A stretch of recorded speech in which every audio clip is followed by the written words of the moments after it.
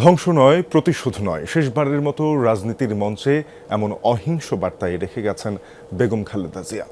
ক্ষমতার কারাবাসের কঠিন পথ পেরিয়েও সংযমের এই উচ্চারণই আজ বিএনপির সামনে খুলে দিয়েছে এক নতুন বাস্তবতা। বিশেষজ্ঞরা বলছেন এটি শুধু একজন সাবেক প্রধানমন্ত্রীর বিদায় নয়, এটি বিএনপির পরীক্ষিত ছায়ার অবসান।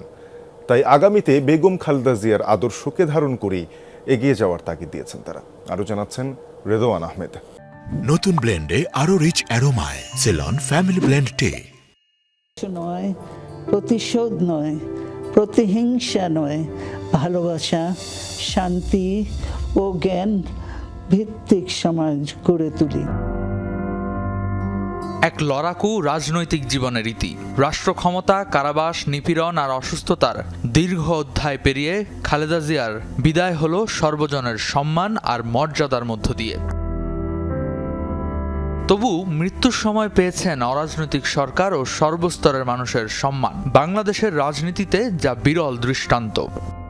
যারা এসছে তারা শুধু যে বিএনপির আইডিওলজি ধারণ করে তা না, তারা এসছে ম্যাডাম খালেদা জিয়ার প্রতি, দেশনেত্রী বেগম খালেদা জিয়ার প্রতি তাদের শ্রদ্ধার মধ্যে দিয়ে, শ্রদ্ধাবোধের মধ্যে দিয়ে। তো এই জানাজাটাকে গণভোট হিসাবে নিলে বিএনপি ভুল করবে। এটা অবশ্যই একটা গণভোট, কিন্তু এটা বিএনপির জন্য নয়, এটা হলো শ্রদ্ধার গণভোট।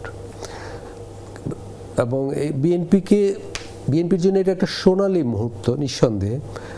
এক সপ্তাহ আগেও আমার মনে হয় না বিএনপির সংগঠকরা ভাবতে পেরেছেন যে তাদের নেতৃত্বের প্রতি এদেশের মানুষের শিকড়ের এত ভালোবাসা বা শ্রদ্ধা আছে।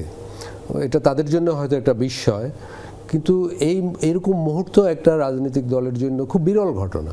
যে সম্মান ও মর্যাদায় তিনি আসীন হয়েছেন তার দীর্ঘমেয়াদী প্রভাব ধরে রাখতে আগামীতে বিএনপিকে জনবান্ধব রাজনীতিতে এগোতে হবে। সেটাই এখন দলটির জন্য বড় চ্যালেঞ্জ বলছেন বিশেষজ্ঞরা। দেশের তরুণ সমাজের প্রত্যাশা কিন্তু বিপুল। এবারে নির্বাচনটা মোটেই একটা গতানুগতিক নির্বাচন হবে না, এবং নির্বাচনের পর 5 বছর নিশ্চিন্তে থাকা যাবে এরকম ভাবারও কোনো কারণ নেই।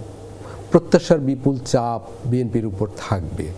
মানুষ আসলে পরিবর্তন চায়, ফলে সেই পরিবর্তনের দায়িত্ব বিএনপিকে নিতে হবে। নতুন যারা, তারা তো, আমি তো বলবো তারা আমাদের দেশের ভবিষ্যৎ, বর্তমান দুটোই।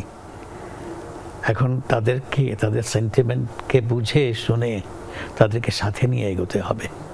ক্যাবিনেট যেটা হবে সেখানে আমি বলবো যে যারা সিনিয়র, যারা ইয়াঙ্গার, আমি ইয়াঙ্গারদের জুনিয়র বলবো না, ইয়াঙ্গার সবাইকে নিয়েই করা উচিত, যারা কন্ট্রিবিউট করতে পারবে। সামনে নির্বাচন, নতুন প্রতিদ্বন্দ্বী, 4 কোটি নতুন প্রজন্মের প্রত্যাশা। তারেক রহমানের নেতৃত্বে বিএনপি এখন এক নতুন রাজনৈতিক বাস্তবতায় দাঁড়িয়ে। নেতা উনি শুধু নিজ গুণে বলবো না, নেতা উনি বিকজ অফ হিজ মাদার, উনি নেতা because of his father, and because of the charisma that he inherited. তো সেখানে আস্থার জায়গায় আছেন উনি এই মুহূর্তে। আমি বলবো এটাকে ধরে রাখা খুবই চ্যালেঞ্জিং, ভেরি ভেরি চ্যালেঞ্জিং। উনি কখনো প্রতিপক্ষকে ঘৃণা বিদ্বেষের ভাষায়, আক্রমণাত্মক ভাষায় কথা বলেননি। আমি দেখলাম যে ওনার ছেলে তারেক রহমানও ঠিক আক্রমণাত্মক ভাষায় এখন পর্যন্ত কারো বিরুদ্ধে কথা বলেননি, বা ওনাদের পরিবারের উপর যে জুলুম হয়েছে সেটার জন্য এখন পর্যন্ত উনি কাউকে আক্রমণ করেননি বা দোষারোপ করেননি। ফলে এই বিষয়টা খুব প্রয়োজন আমাদের দেশে। মানে বাংলাদেশের মানুষ আর প্রতিশোধের চক্রে যেতে চায় না। বেগম খালেদা জিয়ার প্রয়াণ বাংলাদেশের রাজনীতিতে একটি যুগের অবসান, তবে তার সংগ্রামের নাম রয়ে গেল ইতিহাসে, স্মৃতিতে। রেদওয়ান আহমেদ, যমুনা নিউজ, ঢাকা।